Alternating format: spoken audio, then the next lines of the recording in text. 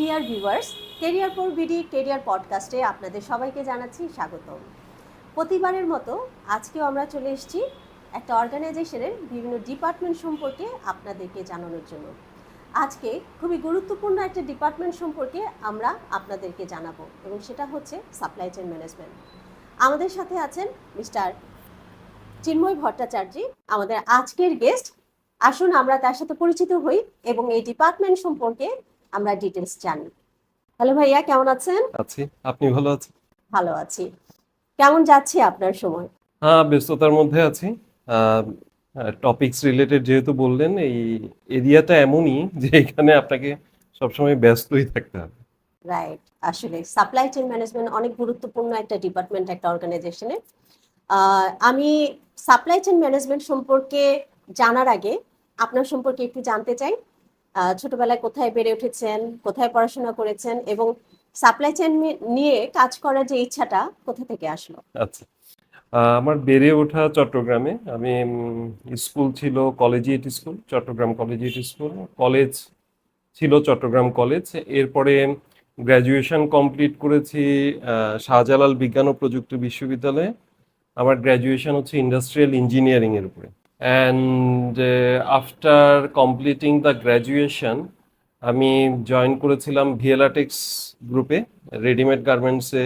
At that time it was pioneer, but ওখানে আসলে somehow আমার স্বপ্নের সাথে হয়তো এটা ম্যাচ করেনি? মেলেনি। তারপর আমি জয়েন করলাম বাংলাদেশ জাপান ইনফরমেশন টেকনোলজি। ওখানে আমি আসলে কম্পিউটার এইডেড ডিজাইন ইঞ্জিনিয়ার হিসেবে ছিলাম। ওখানেও সামহাও আমি 3 মাস কন্টিনিউ করেছি। এরপর বেসিক্যালি সাপ্লাই চেইন ফাংশনে আসলে মুভ করা। আমি প্ল্যান্ট প্ল্যান্ট পারচেজিং অফিসার বলে লাফার্জ সুরমা সিমেন্টে। It was 10 kilometre distance far from border. ছাতকে ছিল তখন। So I have taken this opportunity. ওখানে 4.5 বছর কন্টিনিউ করার পর আমি এমিরেট সিমেন্টে ছিলাম একই ফাংশনে ফর 6 মান্থস।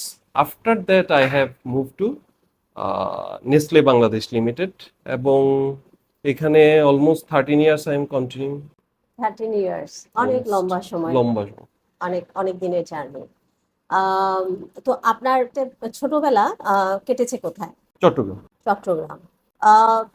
চিন্ময় ভাই, আমাদের অডিয়েন্স যারা আছেন তারা ম্যাক্সিমামই হচ্ছে স্টুডেন্ট এবং তাদের ফ্রেশার। অনেকে তাদের কেরিয়ারের অনেক ধরনের সিদ্ধান্ত নিতে হয় যে সে প্রফেশনটা চুজ করবে কেরিয়ারের কোন স্টেপে এসে। আহ, তো এই বিষয়ে যদি আপনি আমাদেরকে একটু সাজেশন বা আমাদের ভিউয়ার্সদেরকে একটু জানান। আচ্ছা, এই জায়গাটাতে আমি আসলে আমার ব্যক্তিগত যে অভিজ্ঞতা, পার্সোনাল এক্সপিরিয়েন্স থেকে বলতে চাই। প্রফেশন ঠিক আছে, বাট আমরা তো আসলে গ্র্যাজুয়েশন করার জন্য একটা সাবজেক্ট অলরেডি চয়েস করেছি। রাইট। সো ফার্স্ট টার্গেট হওয়া উচিত যে এখান থেকে যতটুকু নলেজ আসলে গ্যাদার করা যায় successfully I have to do it. এই এডুকেশনাল কারিকুলামের পাশাপাশি যদি কোনো সফট স্কিল ডেভেলপ করা যায়, না, এটা করতেই হবে। প্লাস হচ্ছে কোনো একটা কালচারাল অর্গানাইজেশনের সাথে, whatever it is, education কারিকুলামের বাইরে কোনো একটা অর্গানাইজেশনের সাথে অ্যাক্টিভলি ইনভলভ থাকা, that would be my suggestion.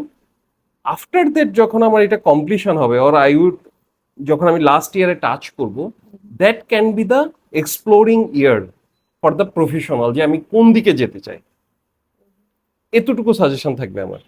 But supply চেনে আসার জন্য কোনো একাডেমিক এডুকেশন কি দরকার হয় স্পেসিফিক যে আপনাকে এটা করেই আসতে হবে, অর জেনারেল কোনো সাবজেক্ট থেকেও পরে কেউ কেরিয়ারে সাপ্লাই চেন কেরিয়ার এই নিতে ক্ষেত্রে পারে? আমি বলবো অলরেডি কিন্তু বাংলাদেশে এই সাপ্লাই চেইন নিয়ে তো আসলে কোনো গ্র্যাজুয়েশন কোর্স নেই, বাট মেজর কোর্স হিসেবে কিন্তু এটা part of either industrial and production engineering or business অ্যাডমিনিস্ট্রেশনের আন্ডারে। এই ধরনের কিন্তু অলরেডি বাংলাদেশে বিভিন্ন ইউনিভার্সিটিতে কিন্তু এই সাবজেক্টটা আছে। বাট আমার ওপিনিয়নটা হবে, supply chain management is not a fundamental science. হ্যাঁ, বিভিন্ন অ্যাপ্লিকেশনগুলোকে আমরা এখানে অ্যাপ্লাই করছি, কমন সেন্সটাকে অ্যাপ্লাই করছি। কমন সেন্স ডেভেলপ করার জন্য আমার ফান্ডামেন্টাল সায়েন্সের নলেজটা কিন্তু খুব ইম্পর্টেন্ট। সেই ক্ষেত্রে যদি এমনটা হয় যে আমি ইঞ্জিনিয়ারিং সাবজেক্ট কন্টিনিউ করছি, সেক্ষেত্রে অ্যানালাইটিক্যাল নলেজটা, তাদের কোর্সগুলো এমনভাবে ডিজাইন করা অ্যানালাইটিক্যাল এবিলিটিটা অটোমেটিক্যালি ডেভেলপ করে। আহ, সেক্ষেত্রে আমি যেহেতু ইঞ্জিনিয়ারিং ফ্যাকাল্টির, আমি ওটা ভালোভাবে বলতে পারবো, বাট আদার্স ফ্যাকাল্টির জন্য if it is not that much analytical, তাহলে অ্যানালাইটিক্যাল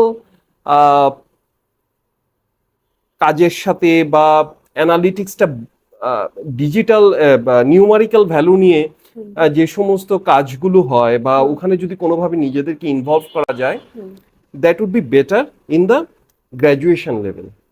আফটার দ্যাট, যেমন আমি বলতে পারি ইন্টারন্যাশনাল এডুকেশন অ্যালায়েন্স, যারা হচ্ছে USA based supply chain body, বাংলাদেশে মাইন্ড ম্যাপার তাদেরকে প্রমোট করে।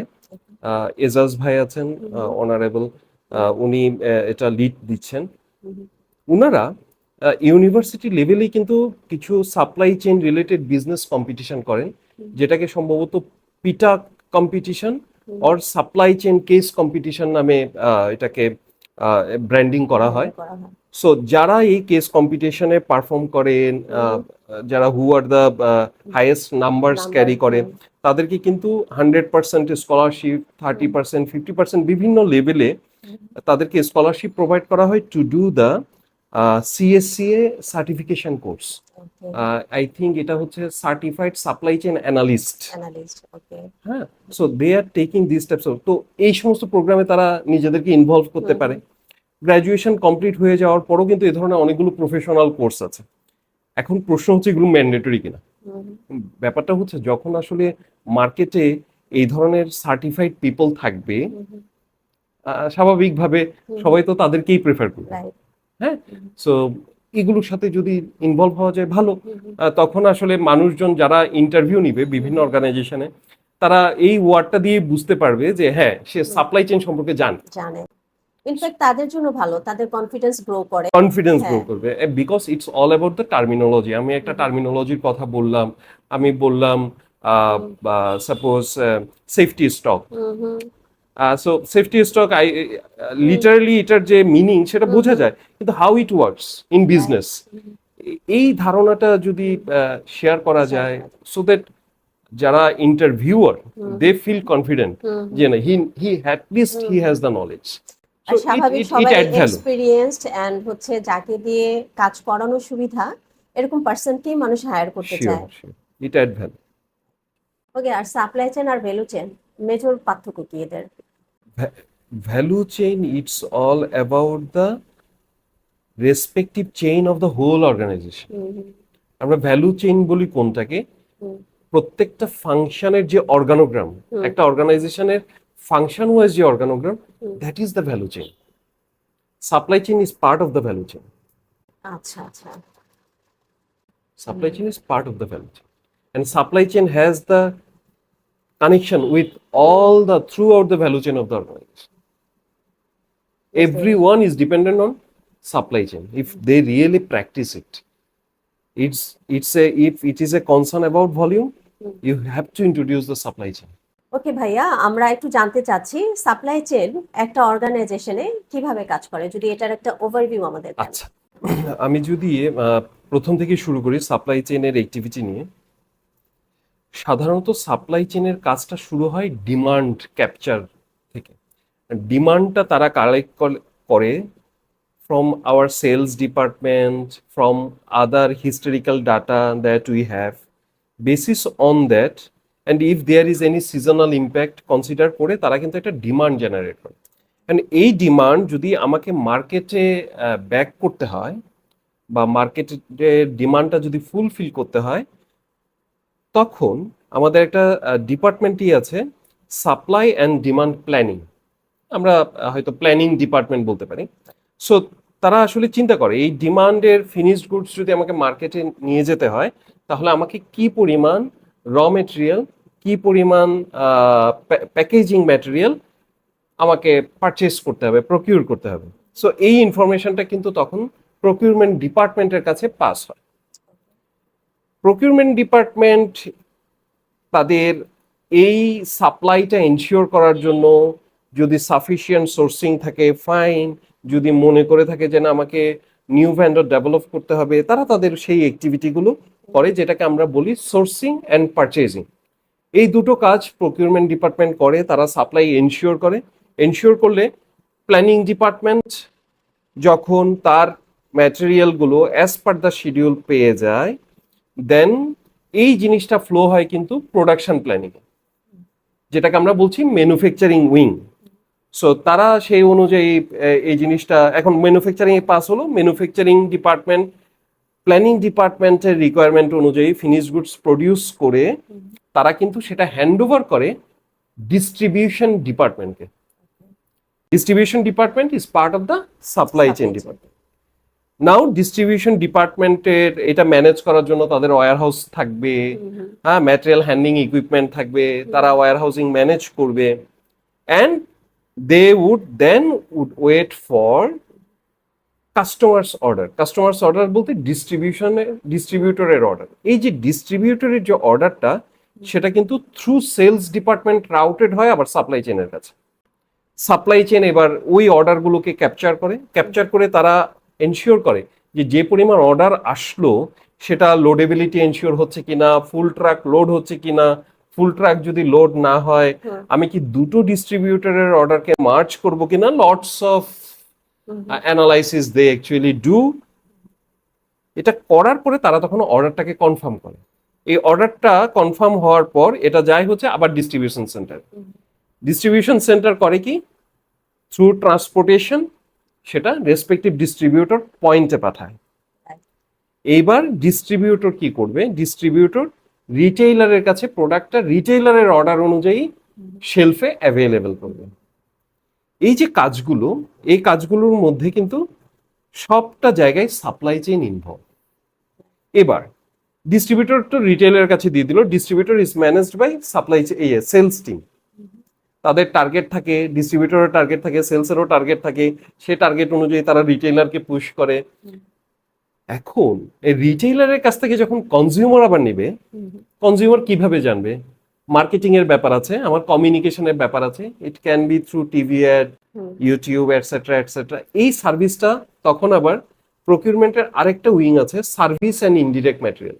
আমরা কিন্তু এতক্ষণ কথা বলেছি র ম্যাটেরিয়াল, প্যাকেজিং ম্যাটেরিয়াল নিয়ে, বাকি কিন্তু আরো অনেক কিছু আছে that actually covered by service and indirect material procurement team.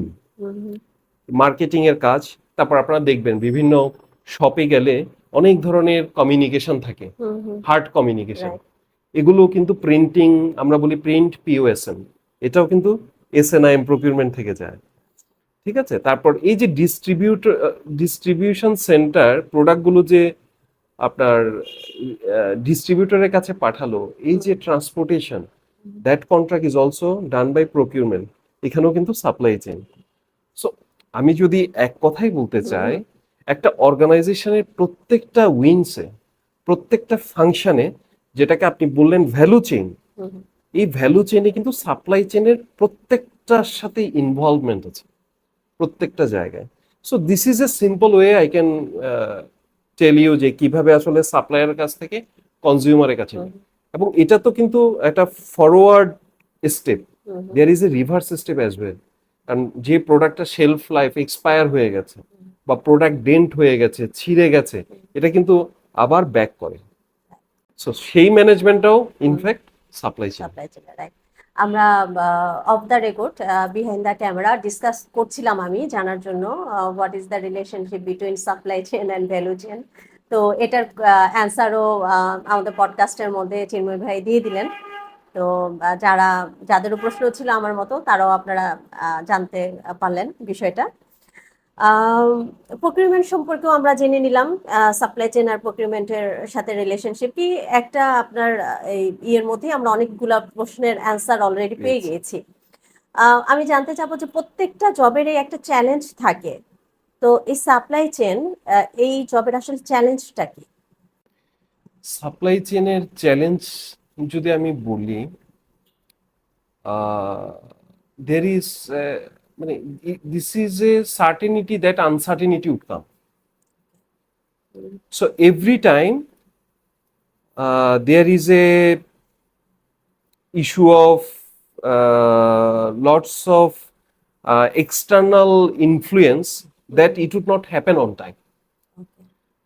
So যেটা করতে হয় আসলে ফোর্সই করতে হয়, এন্ড টু এন্ড আপনাকে চিন্তা করতে হয় যে কোথায় কোথায় আহ, একটা কাজ কমপ্লিট করতে গেলে বা ডেলিভারেবলসটা এনশিওর করতে গেলে কয়টা পার্টি এখানে ইনভলভ, এবং সেই পার্টিগুলো আবার কয়টা পার্টির উপর ইনভলভ, সবকিছু ঠিক মতো আছে কিনা। এই জায়গাটা না বিশাল একটা চ্যালেঞ্জিং, এন্ড আমার কাছে যেটা চ্যালেঞ্জ মনে হয় to foresee all those things, কারণ সবাই সব প্রবলেম আপনার কাছে সামনে নিয়ে আসবে না, and you also not be able to ask everything and complete all those things, but you have to foresee যে কোথায় আসলে প্রবলেমগুলো হতে পারে, এবং accordingly what are the protection you are taking to, if the scenario comes to you, to tackle these things. Then this is the very challenging thing, but এটাকে কিভাবে আমরা ওভারকাম করব? ওভারকাম করার একটাই ওয়ে যে people need to think about the consequence of his action, যে সে যে অ্যাকশনটা নিচ্ছে সেটার কনসিকুয়েন্স কি কি হতে পারে, কি হতে পারে, right? এবং যদি চারটা কনসিকুয়েন্স পসিবল হয় এর মধ্যে যে কোনো একটা যদি আমার সামনে আসে, what would be my response on that action, এটা আসলে ব্যাক ইন মাইন্ড হোক, পেপারে হোক, that needs to be planned. Supply chain actually আমাদের আমরা কিছু আমাদের অডিয়েন্সদের কাছ থেকে আগেই কোশ্চেন কালেক্ট করি, তো তারা জানতে চাচ্ছে যে কোন কোন ইন্ডাস্ট্রিতে এই ফিল্ডের চাহিদা সবচেয়ে বেশি। আচ্ছা, আমি যদি আমার প্রথম দিককার স্টেটমেন্টসের সাথে যদি রিলেট করতে চাই, আমার একটাই কথা, সেটা যে কোনো ইন্ডাস্ট্রির জন্য এটা প্রযোজ্য, if it is volumetric, if the scale is high, সেখানে অবশ্যই আমার অপরচুনিটি থাকবে।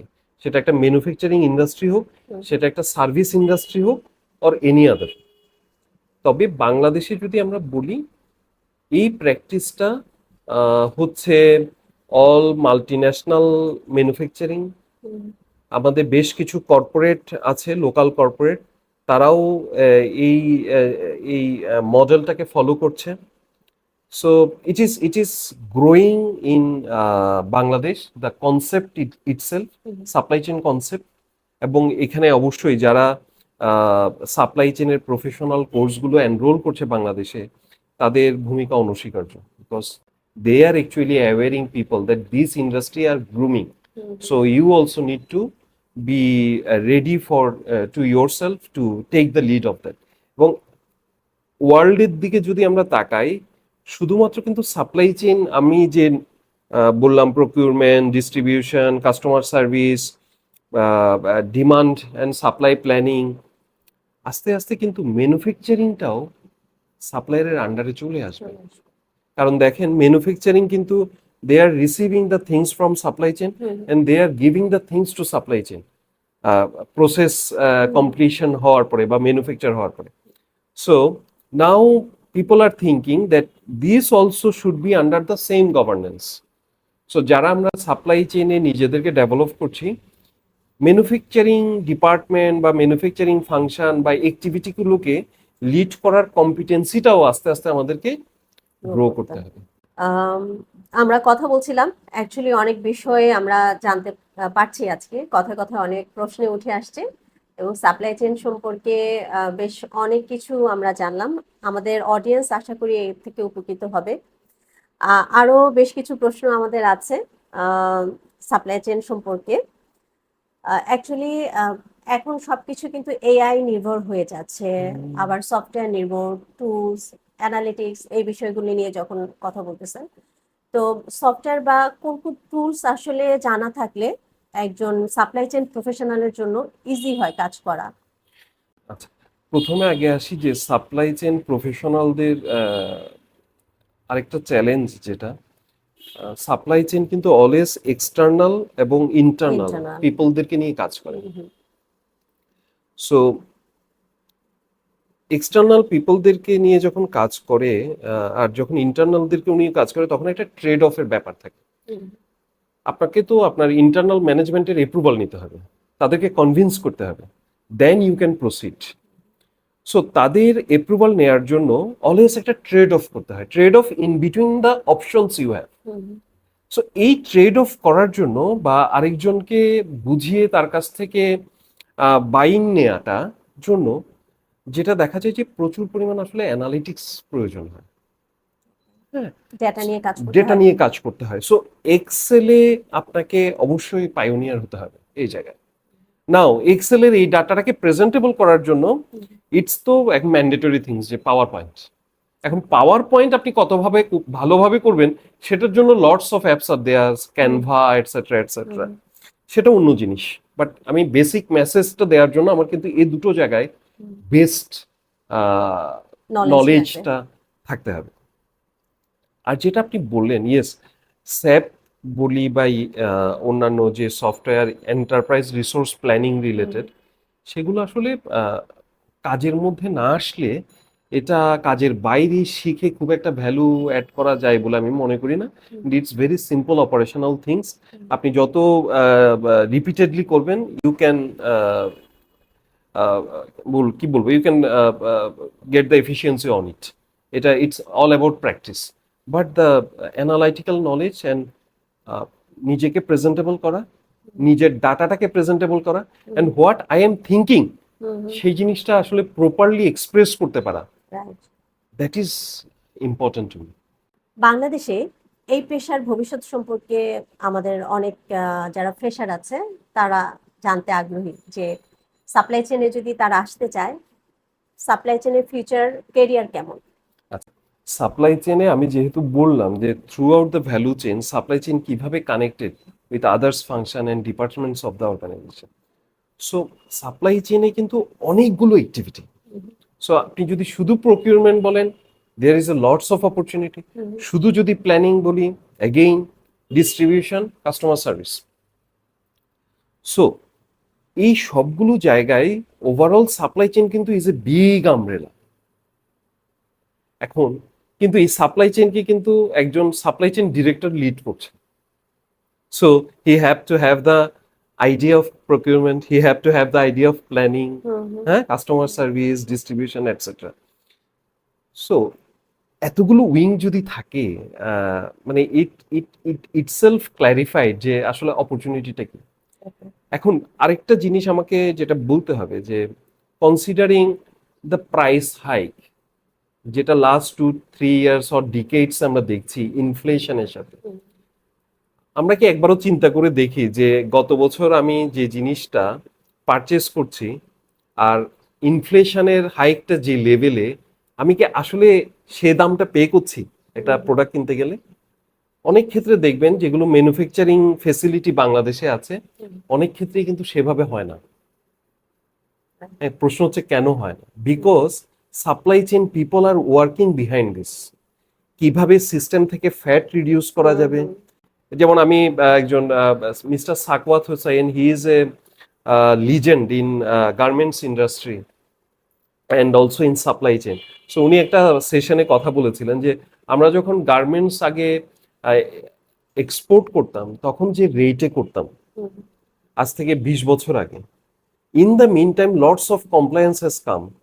গ্রিন ফ্যাক্টরি হচ্ছে, লেবার ল কমপ্লায়েন্ট করা এবং others environmental factor etcetera etcetera, এগুলো কিন্তু এমনি এমনি না, প্রত্যেকটার পেছনে কিন্তু কস্ট ইনভলভ আছে। বাট আমি কিন্তু 20 বছর আগে যে দামে প্রোডাক্ট সেল করতাম, এক্সপোর্ট করতাম, এখন কিন্তু তার চেয়েও কম দামে করছি। How is it possible? Everything is increasing, people's salary is also increasing. How come we are providing less cost product compared to last 20 years? Because supply chain is working. এখন এই আন্ডারস্ট্যান্ডিং গুলো কিন্তু মানে স্প্রেড করছে, যারা corporate owners, entrepreneurs, তাদের মধ্যে কিন্তু এই আইডিয়া স্প্রেড করছে। তার মানে সিস্টেমেটিক এন্ড প্রসেস বেসড হওয়াতে এখন ইজি হয়েছে, ইজি হচ্ছে, ম্যানেজমেন্ট ইজি হচ্ছে, কস্ট কমছে।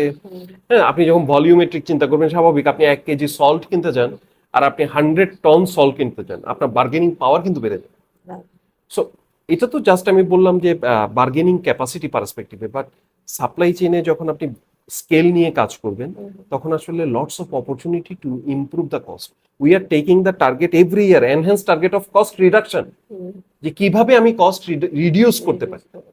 So, এটা হচ্ছে স্বাভাবিকভাবে আমি যদি একজনের উপরে সব রেসপন্সিবিলিটি দিয়ে রাখি, তার পক্ষে কিন্তু এই অ্যানালাইসিস রিসার্চ করা করা possible। সম্ভব না। সো যেখানে scale is high, volume is high, সেখানে আসলে supply chain expert people are being recruited to do the analysis, to ensure the cost reduction, to ensure the less fat in the system, যেটাকে আমরা six sigma বলি, lean management বলি। Okay, thank you চিন্ময় ভাই। আমরা আজকে মোটামুটি supply chain সম্পর্কে আম, একটা ধারণা পেলাম, খুব ভালোভাবেই আমাদের ধারণা পেলাম এবং অনেক কিছু স্পষ্ট হলো আমাদের অডিয়েন্সদের কাছে। আমরা পডকাস্টের একেবারে শেষ পর্যায়ে আছি। আমাদের অডিয়েন্সদের জন্য যদি আপনার কোনো সাজেশন থাকে, আমাদের ম্যাক্সিমামই হচ্ছে স্টুডেন্ট, ফ্রেশার এবং প্রফেশনাল, যারা চাকরির স্টার্টিং পর্যায়ে আছে বা কর্মরত আছে বিভিন্ন অর্গানাইজেশন, তাদের জন্য যদি আপনার কোনো সাজেশন থাকে। আচ্ছা, আমিও তো আসলে এই লাইফটা পার করে এসেছি। সো আমার সাজেশন থাকবে যে আমরা এখন যাদের সুপারভিশনে আছি, সেটা হোক teacher, university teacher, or the mentors, যাদের কাছ থেকে আমরা বিভিন্ন জিনিস শিখছি, বড় ভাইরা, আমি বলবো যে ডোন্ট ট্রাই টু অ্যানালাইসিস যে কে কতটা ভালো, রেদার টেক দ্য টার্গেট যে আপনি ওর কাছ থেকে কত বেশি নলেজ নিতে পারেন। ডোন্ট ট্রাই টু কম্পেয়ার যে উনি ভালো পড়াচ্ছেন না, ওনার এগুলো কোনো কাজে লাগবে না। সরি, বিকজ এই কমেন্টগুলো আমরা করি আমাদের ইম্যাচিউরিটি থেকে। উই ডোন্ট আন্ডারস্ট্যান্ড যে এই টপিকসটা কোথায় কাজে লাগবে। So I would request you to take as much as possible, যারা আমার ফ্যাকাল্টি মেম্বার আছেন, বড় ভাইরা আছেন, প্লিজ ইউটিলাইজ দ্য টাইম, যত বেশি নলেজ গ্যাদার করা যায়। কারণ এই ইউনিভার্সিটিটা পার হয়ে আসলে আর কিন্তু সময় পাওয়া যাবে না যে ফ্রিতে নলেজ গ্যাদার করার জন্য, তখন কিন্তু আমাদেরকে আসলে পে করে নলেজ গ্যাদার করতে হবে। So don't, there is no shortcut way. So as much as possible try to take the knowledge. তারপর আসলে নিজেই আমরা বের করে ফেলতে পারবো যে কোথায় আসলে আমি আমার নলেজটাকে অ্যাপ্লাই করব এবং এটা থেকে আমি আর্ন করতে পারবো। সো থ্যাংক এতটুকুই। ইউ ভাইয়া, থ্যাংক ইউ, খুব সুন্দর বলেছেন। চিন্ময় ভাইয়ের সাথে আমি একটু করে বলবো যে আমাদের কারো কাছ থেকে শিখতে গেলে প্রথমে আনলার্ন করতে হবে, দেন রিলার্ন করতে হবে। আর কারোর সাথে আমাদের ওপিনিয়ন ম্যাচ করতে পারে, আমার নাও করতে পারে, বাট তার মানে এটা না সে রং, আমি রাইট। আমাদের মাইন্ডসেটটা অনেক ইম্পর্টেন্ট। এক্ষেত্রে যদি আমাদের মাইন্ডসেটটাই, যেমন চিন্ময় ভাই বললো যে আমি তার কাছ থেকে কিছু শিখে নিব, সেই মাইন্ডসেটটা আমাদের আসলে গ্রো করতে হবে। Thank you so much thank ভাইয়া। You, thank you. আপনার অনেক ব্যস্ত সময়ের মধ্যে থেকে আমাদেরকে আপনি সময় দিয়েছেন, আমরা অনেক কৃতজ্ঞ আপনার কাছে।